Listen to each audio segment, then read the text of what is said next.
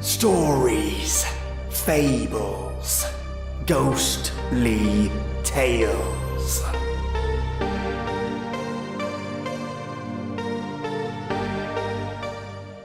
A Norwegian forest hosts a creature of frost, chilled to the bone with a touch of ice. Don't wander the forests of Isengleskogen alone. Fear the creature that dons a skin not of its own. One that inhabits this forest. A forest that no one should explore. Welcome, listeners, to your dose of creepy. With your story today, The Woman in the Snow. This one might bring a different kind of chill to the table, and one that will leave a mark. So join me with your own hot beverage. As for me, I'm enjoying a turmeric gingerbread latte. It's spicy and warm, just perfect for fighting the frost and keeping my nerves warm. Now turn off the lights, turn up the sound, and get ready for something chilling. Please note, today's episode involves gore and a fair bit of explicit language. Please keep this one away from little ears. Thank you. Isengleskogen is a forest in northern Norway. I recently moved to Laxalev for work. Even though it was January, I figured that since I was out in the wilderness, that I might as well go out into the woods to explore a bit. There wasn't a whole lot to do in town. Besides, I heard the trails in Isengleskogen are pretty nice. There were only a few blocks between my house and the edge of the woods anyway. I grabbed a bottle of water and a little bag of trail mix. I was going on a trail after all, and headed out. It had snowed the day before. I guess snow is pretty common up here. It was a pretty soft, powdery snow, the kind ski resorts prefer. It crunched loudly as I stepped on it, despite the trail being covered up by the snow. I was pretty confident in my ability to keep track of the trail, since the forest was somewhat dense and the opening where the trees were removed was pretty distinguishable. I wasn't worried about that. It was still pretty early in the afternoon, only about 1 p.m. I also wasn't worried about the sun going down. Then again, I had only moved from Virginia fairly recently, so northern Norway might as well have been on a different planet in terms of climate and daylight. At least that's what I thought. It might have just been such a big change that I was seeing as being bigger than it was, but I digress. After about a half an hour, I wasn't terribly deep in the woods. I was moving at a pretty leisurely pace after all. I had passed a lot of scenery, but nothing that really stood out. Just a lot of trees, a few of which had fallen. It was at this point that I realized something that surprised me just a little. I wasn't alone in the woods.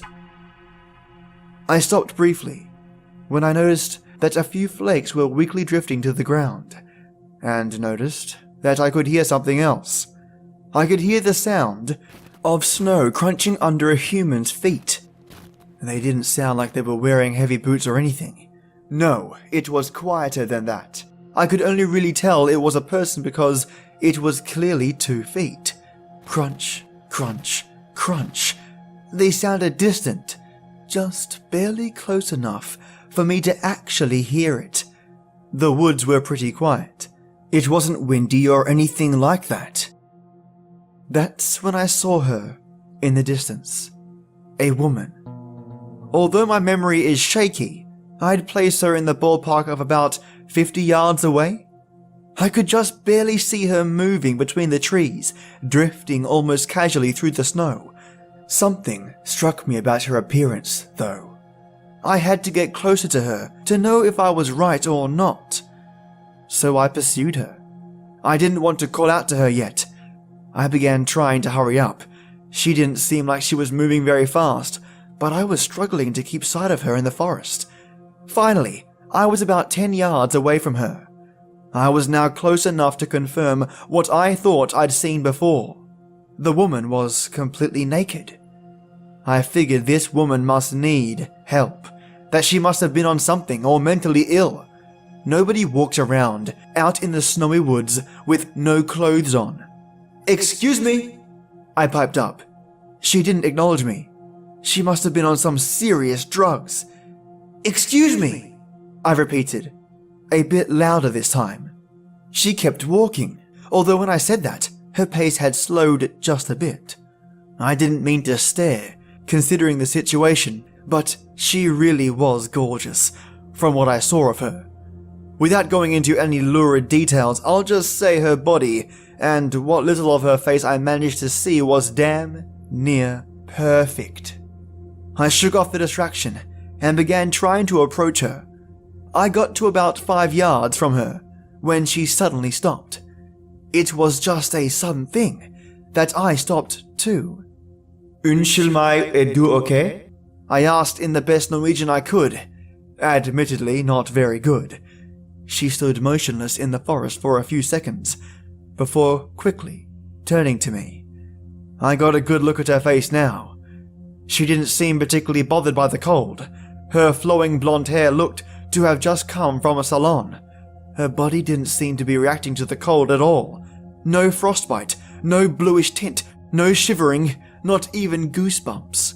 What really struck me about her was her eyes. Her eyes were an icy cold-looking blue, almost grey. She had no particular expression, and despite having turned to me, she didn't seem to really notice that I was there. Her face and body language didn't indicate that she was actually acknowledging me. She never looked directly at me. I figured that she must really be on some serious drugs. I stopped for a second or two to think of what she might be on, before remembering her current situation. Ma'am, are you alright?" I repeated. No response. "Look, I can call a hospital for you if you need me to," I offered. At that point, I realized that I didn't bring my cell phone with me. Shit, what would I do now? I had no way of contacting authorities with this drugged-up naked lady in the middle of the frozen woods, but I didn't feel comfortable just leaving her out here to go and get help. What if a search team wouldn't be able to find her in time? How long had she been out here anyway? I figured that my best option would be trying to coax her to following me back to town. "Ma'am, would you like my coat?" I offered. It was probably better than letting her freeze after all. She didn't react to my question at all. Despite the cold, I took my coat off and began to approach her. That's when I noticed something I didn't notice before. Her fingers and toes now seemed to be a blue color. She didn't seem at all frostbitten not a moment ago. Where did that come from so fast? I knew I had to get her out of there, and fast. As I got closer, there was more frostbite I hadn't noticed before on her nose and ears. Suddenly, she turned away from me and began walking away. "Hey, wait!" I called out to her. No response. Suddenly, her pace quickened. A few seconds later, she was running. A few seconds after that, she was out of sight. "Damn it!" I shouted. I would have to try to follow her footprints in the snow. That's when I noticed that she wasn't leaving any footprints. What the hell was going on here? A naked lady walking aimlessly out in the woods in the middle of a Norwegian winter with randomly appearing frostbite, and she wasn't leaving any footprints? Was she on drugs, or was I? I thought about just turning back and trying to go back to town, but I still thought it'd be better to find her and lead her back. I would just grab her and carry or drag her if necessary. I wasn't gonna let this lady freeze to death while I could do something about it, even if she was apparently levitating. It was at that point that I realized that I didn't know where I was. In my attempts to get to her, I had lost track of the trail. Well, now I felt stupid. My own footprints, I thought. I turned around and found that my footprints were also gone. My trail now just started where I was standing at the moment. Had the snow filled them in, or was I going crazy? I know for a goddamn fact that I wasn't levitating. It was at this revelation that I was becoming legitimately afraid. Something was seriously wrong here. What could I do now? I didn't know where the lady was anymore, and I didn't know how to get back to town even if I could find her. Isengleskogen is a big expanse of forest. It eventually extends back to a mountain range, Unfortunately, the trees were too thick to see the mountains for reference. Where the fuck was I? I could see one thing, however. The sun was starting to go down. The sun goes down pretty early around here. I guess it was a mistake to go out this late. I'd figured I'd be home by now. I decided that all I could really do was just start walking the direction I thought I came from. The direction that would lead me back home. I picked the direction that had been directly behind me when I lost sight of the woman. I figured that if I could find the trail, it would be easy. I felt terrible leaving her that way, but I needed to know where the hell I was before I could effectively help her. I was now considering just rushing home and calling the authorities to be the best available option, but first I needed to find home. I walked for what felt like hours through snow and trees without even finding the trail. I didn't know if this was more of my mind playing tricks on me, similar to my footprints disappearing, or if I'd legitimately gone in the wrong direction. I paused to look around, when I noticed the woman walking off in the distance. Relative to my position, she was at 3:30, about 20 yards away. I stared at her for a few seconds, realizing that she was actually looking at me. The fact that she was looking at me was creepier than when she wasn't. I was frozen in place, too confused to approach her. I knew I needed to help her, but I wasn't sure if I wanted to anymore. All of this seemed so off. She then began taking a few slow steps towards me. I don't know why, but I was getting scared now. I took a few steps back to attempt to match the ground as she was gaining on me. She didn't seem determined to get to me. In fact, despite looking at me, she still didn't seem like she actually noticed me as much as she was looking in that direction and I happened to be in the way. I was, for some reason, apprehensive to turn away from her and just run. I was still clinging to the idea that this was just some normal woman out of her mind on drugs who needed my help. My own pace was beginning to slow. I don't know why. I wanted to get away from her for some reason, but my body just wasn't moving the way it should have been. I was so cold. It was like ice was forming in my blood. She was gaining ground on me pretty quickly. "Ma'am, if you need help, I can help you," I said. "We can get back to town. Laxalev. You know where that is, right? It's just on the outside of the woods here. Do you want me to help you?" No response. I looked down and noticed that her hands and feet were frostbitten. There were also patches of frostbite all over her body now. Had her condition become more severe? When she got closer, the frostbite was on her lips, turning them a dull blue color. Her breasts and face were slowly becoming flushed in a frosty blue. "Ma'am, your frostbite is getting worse. We need to get you to town. Will you take my coat?" I shouted. I was becoming panicked at her bizarre behavior and the entire situation. There really was something severely wrong here. A large clump of snow fell from a branch above my head and crashed on my head. It didn't hurt, but I had to wipe the snow from my eyes. It took little effort getting it out. I looked up from my struggle to notice her standing very close to me, nearly arm's length away. That's when I lost it. I began to wheel myself away from her. I took off running, not caring what direction I was heading anymore. As long as I could get away from that monster, that thing, she wasn't human, or if she was, she wasn't a normal human. When I looked up at her that time, her body was completely covered in frostbite. The entirety of her skin was a deep blue color. Patches of decay pocketed her skin. Her arms from her forearms down and her legs from mid-calf down were skeletal. Her face was mutilated by frostbite, her ears and nose missing, the rims of her lips missing.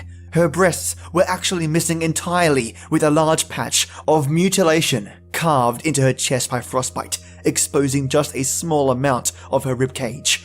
I was just about out of my mind. I was running now. I had no idea where I would end up. I was just hoping to find the edge of the woods before she might have found me. I couldn't tell at all if I was getting closer to safety or further into the woods. Then I kind of wondered if just escaping the woods would be enough. Would she follow me out? I didn't know what to think anymore. That thing obviously wasn't human anymore, assuming it ever really was, so I didn't know if it would conform to human logic, All I could do was cycle through, begging not to be found, begging to escape somewhere safe, cursing my entire decision to go walking out in the woods, cursing the woods themselves, asking what the hell she was, all of this. It was all I could do while running to avoid going crazy. I don't know, maybe it was making the whole thing worse. I ran for what must have been another few hours. It was dark now. As I was running, I tripped over a root, steering sideways, and slammed my back into a tree.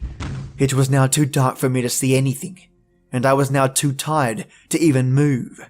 If she were to find me, that's all there was to it. I would have to rest, build up some strength. I backed myself up against the tree I had collided with, and stared into the blackness, hoping not to get attacked. I remembered the food I brought with me, and pulled out my bottle of water. All of the liquid had frozen solid. I found that odd, because I didn't really think it was cold enough for that to happen, especially since it had been in my coat pocket the entire time. Maybe I was just losing it. Well, I couldn't drink ice, so I moved on to the trail mix. It was fine and gave me a bit of strength. Stopping to eat let me at least try to collect myself. I could really only wonder what the fuck that thing was. Why I was seeing so many weird things going on with the snow and ice. There had to be some kind of connection, but I wasn't about to approach any solid ideas as to what it was. As I sat in the dark, I could hear snow crunching somewhere. It was pitch black, but I could tell it was somewhere to my right. I was too exhausted to move now. All I could really do was sit against the tree and hope she didn't find me. Or at least hope that whatever she would do to me wouldn't be too bad. For some reason, I doubted that. When I looked at her, back then, she was looking at me for just a second. When I could see what she really was, that frostbitten corpse, her eyes stayed. But they were glazed over like she was drugged or something. For just a second, she looked right at me, with a look of such intent. I can't think of what she might want to do to me, but I'm not really liking any of my options. As I sat there, listening to the distant crunching, I focused so intently I could feel every single snowflake that hit me.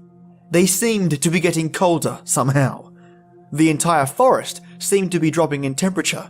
I honestly wasn't sure I would live to see her catch me. I might freeze to death first. I was trying to think that maybe I shouldn't just be sitting here, but I couldn't decide which was more dangerous, walking around hoping not to be found or sitting in one spot hoping not to be found. I wasn't so sure about my odds either way.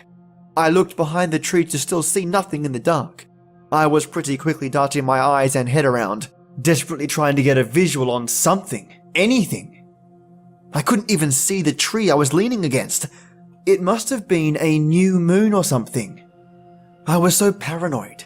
I was pretty quickly losing track of time. I had no idea what time it might be, but things were starting to get blurry. At some point I must have fallen asleep because suddenly I opened my eyes to see broad daylight. In hindsight, I kind of wished I'd been able to stay awake. Although nothing happened, something easily could have. In fact, whatever she was seemed to have such a good grasp on the woods, I'm surprised she didn't find me. The only thing I could really think of is that she must have found me, but thought it would be too easy if I was sleeping when she did it. I looked to my right and saw footprints in the snow. Not a trail, just two footprints, side by side, like somebody hovered over, landed right there, and flew away. Was she watching me the entire night? Fuck!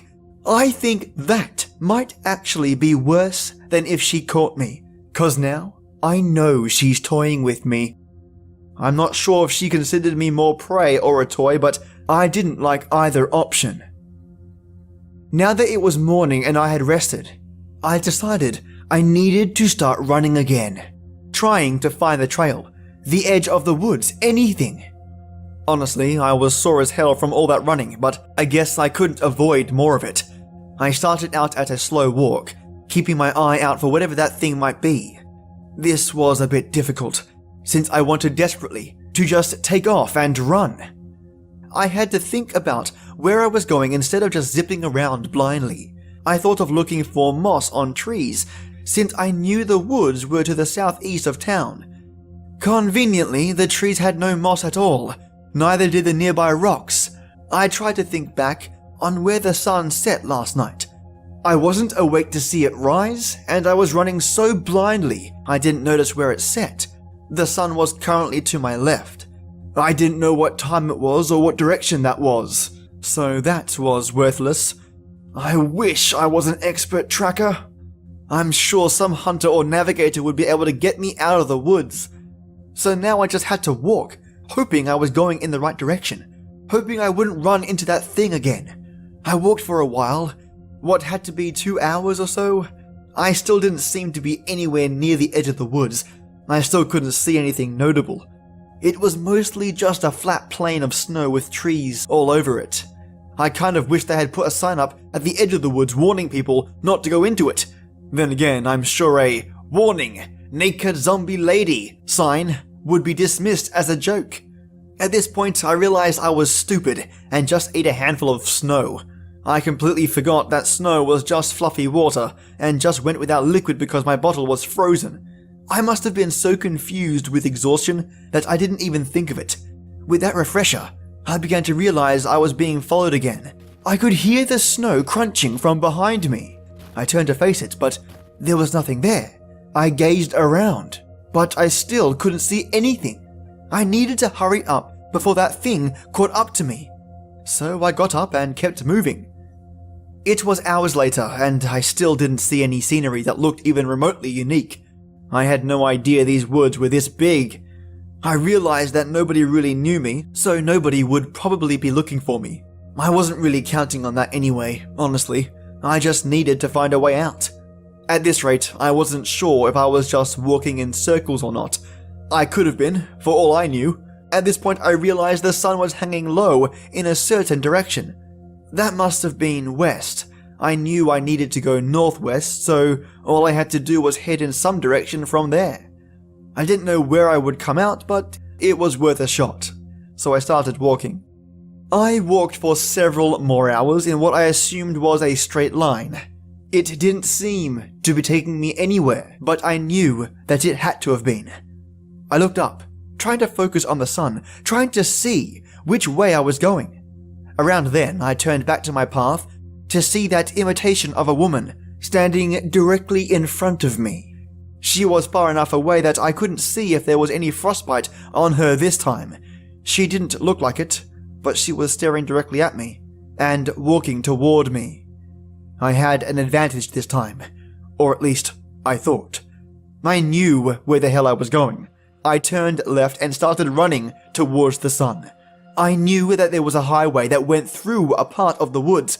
I wasn't so intent on getting to the highway as my definite destination, just as insurance. If she blocks my path directly to town, I can find some semblance of civilization. I ran for a few minutes before realizing that I'd lost her, or at least it looked like I did. I wasn't sure anymore. She could be anywhere, I was starting to realize. I slowed to a stop and surveyed my surroundings. I didn't see her anywhere, nor any sign of her. A small sliver of sun was peeking through the trees now, but I could tell it would probably be setting within the hour. I had to find my way out before that happened, otherwise I would lose my only usable reference point. I took off running again, sprinting through the forest, dodging between trees in a somewhat rare occasion where it was necessary. I had no idea how long I was running, maybe 45 minutes, but it was rapidly getting darker. I was losing light and my ability to navigate. I could only try to keep running in a single direction, then just keep going in that direction once the sun was down. I felt I had a pretty good system going now. Surely I couldn't get lost if I kept in a straight line. The only thing I really had to worry about was getting interrupted. At that point, I crashed into a tree. I had been running for hours. I must have been tired again. I was numb all over most of my body now, from both cold and exhaustion. My coat wasn't really protecting me from the environment the way it should have been. As I slowly rose to my feet, I saw an opening in the trees. It was the trail. I had finally found it again. I climbed back to 2 feet and staggered onto it. I felt a lot better knowing I had found a sign that I was on the right track. I then realized I had something of a conundrum. Should I really follow the trail, or should I keep going in a straight line the way I was? I remembered seeing a map of the trail outside, seeing that it wasn't just one trail, but a huge network. I don't remember any specific direction or paths or routes, but I knew that just blindly following the trail might not necessarily be a good idea, especially now that I was already on a good path. I decided the trail could go screw itself, and kept walking in a straight line. It was so dark now I could barely see. I couldn't quite move as quickly as I was before, but I wasn't about to just stop. I didn't trust my safety to that monster. It was now practically pitch black. I didn't know what time it must have been. I had been alternating between walking and running for more than 24 hours now. When the fuck would these woods end? These woods couldn't have been this expansive. They just couldn't have been. I must have been just completely lost at this point. I didn't know what to think at that point. And I still don't, to be honest. While I was lost in thought, I realized the sun went down. The night wasn't quite as dark as the night before, but it was still nearly pitch black. I wouldn't just be running blindly anymore, so I kept walking straight. I felt in front of me for trees, groping blindly like an idiot. I must have looked like one to that sadistic bitch. I went on grabbing at nothing for several hours. It had to be past midnight when I suddenly felt something that wasn't natural. I felt a quick brush of a wispy spiderweb-like form. It was hair. Her hair. That thing's hair.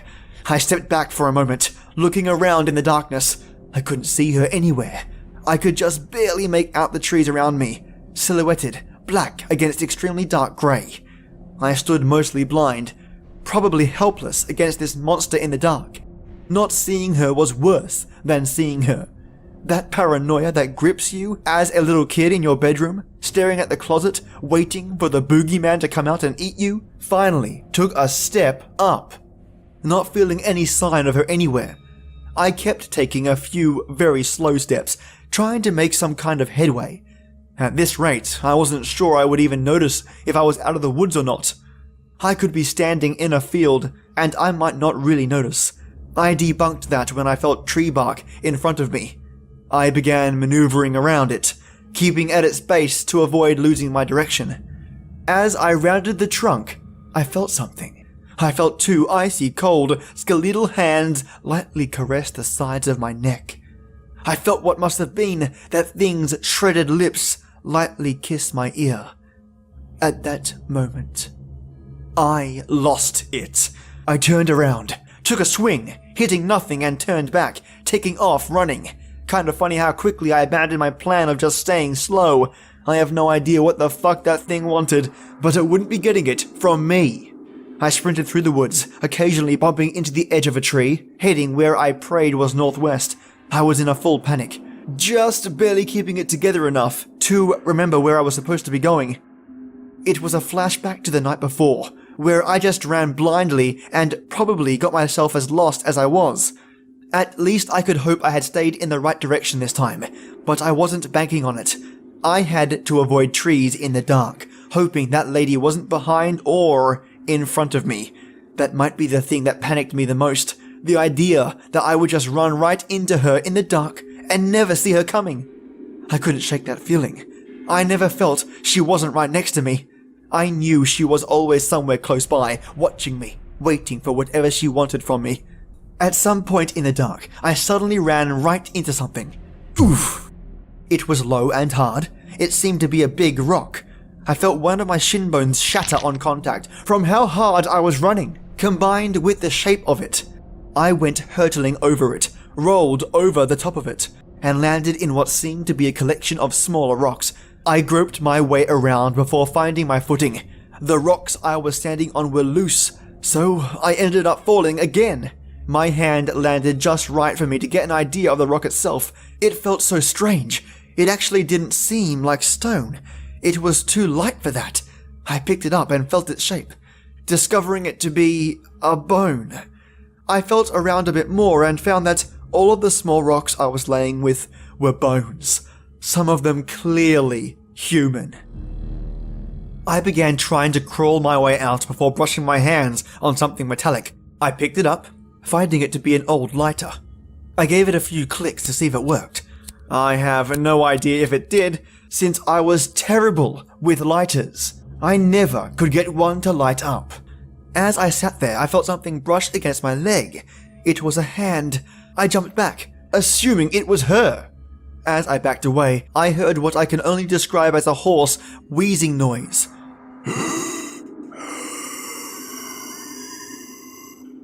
I grabbed a large rock, crawling over it in an attempt to rest for energy. I wasn't sure how well I could do that with a busted leg bone. As I sat back, I could hear snow crunching from behind me. I listened carefully, trying to see exactly where it was coming from. How close was it? It was in the bone pile, apparently. The footsteps suddenly stopped. As I heard total silence for a few seconds, the wheezing kicked back. More panicked sounding this time, like a person who had their vocal cords cut, desperately trying to talk. I suddenly began hearing a different crunching noise. It sounded like bone breaking. It sounded like flesh tearing. I didn't know what was worse. What was happening, or what might be happening. Not knowing killed me. I had to know what it was. Curiosity was driving me crazy, even though I dreaded what the answer to my question might be. Finally, I decided I had to see. I peeked over the rock, seeing nothing but darkness, of course.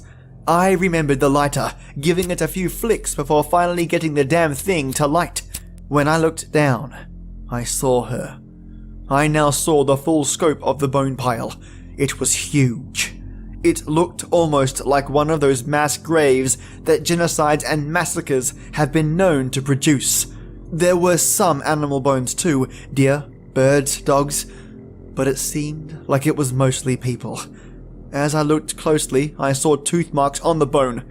As I looked up, I saw exactly what she was doing, the exact source of that noise. It was a man. It looked to be a middle-aged man, or at least what was left of him. His body was missing from around his stomach down. She was holding his torso up, devouring him. She was biting off huge mouthfuls of organs and flesh, breaking bone with her teeth. Where it had once wore its disguise as a normal woman, attempting to maintain a sort of dignity or beauty, its facade had mostly been abandoned. Its mouth opened too wide, probably due to what seemed to be her cheeks missing, and hungrily tore off huge chunks of flesh ravenously, animalistically. She looked up at me, giving me a frigid look with those eyes.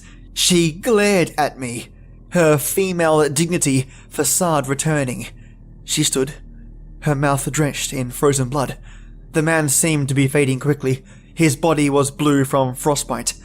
I have no idea how he was still alive, but he probably wouldn't be for much longer. As she approached me, she took further notice of the lighter I carried. She seemed to shy away from me when she saw it, like she was afraid of it. She approached me nonetheless, slowly inching closer.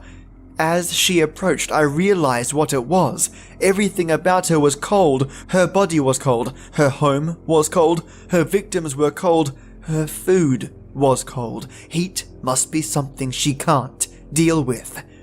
As she was within arm's reach, I thrust the lighter at her. She quickly backed away before continuing her approach. I tried this a few more times before realizing that I was right. She can't stand heat. At this point, I had a crazy idea that I must have gotten from an action movie. I figured that if she was afraid or weakened by heat, I could set her on fire and possibly be done with her for good.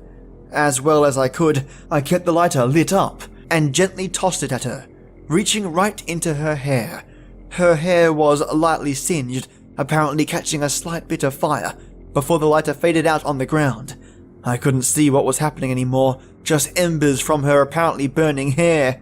I didn't want to stick around. This thing didn't seem very mortal, so I didn't want to risk the idea that I had only pissed it off. As best as I could with my busted up leg, I took off running. That wasn't very fast, more like a quickened limp.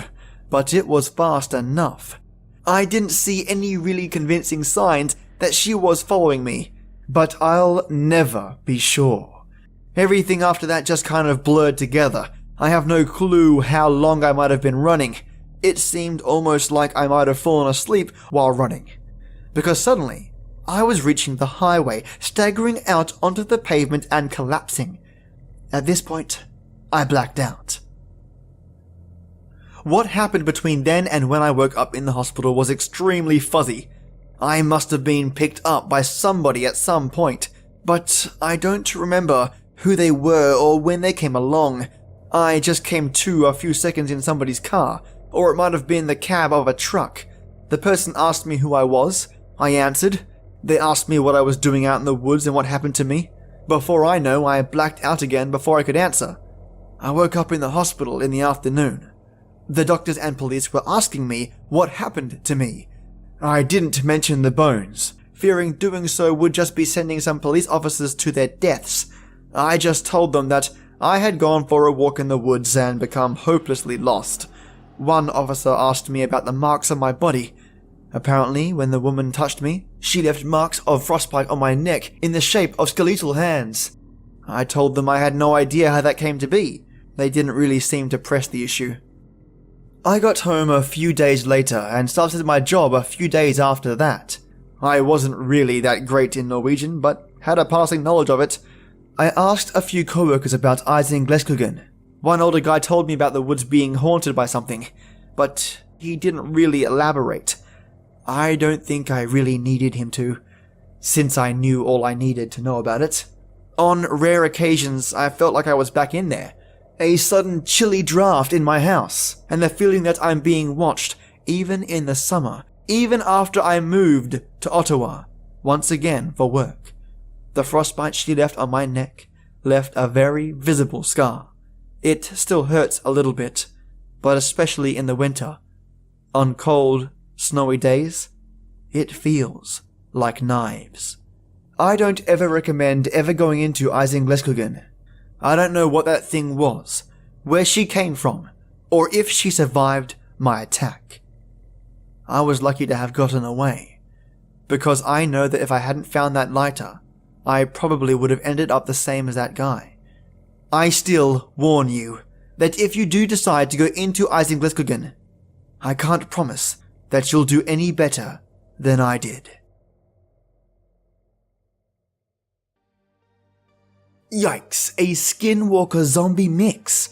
That's possibly the creepiest combo yet, or could this creature be something completely different?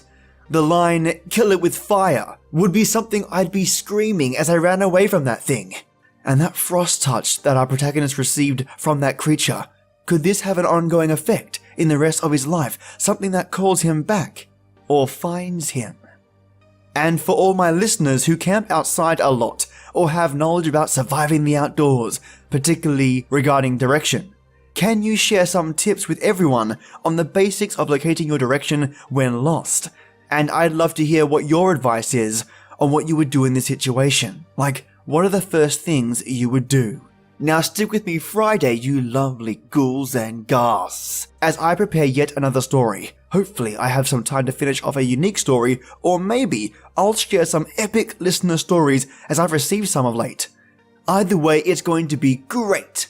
If you have any stories or anyone you know has some stories to share, let them know that they can send it to me directly to StoriesFablesGhostlyTales@gmail.com, and I'll get right back to them and we can have it on the podcast.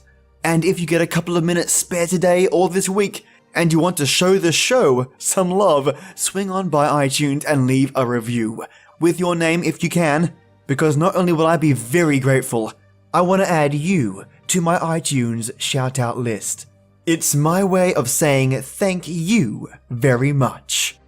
So stay creepy, enjoy an Earl Grey or a turmeric ginger latte, and I'll see you next time.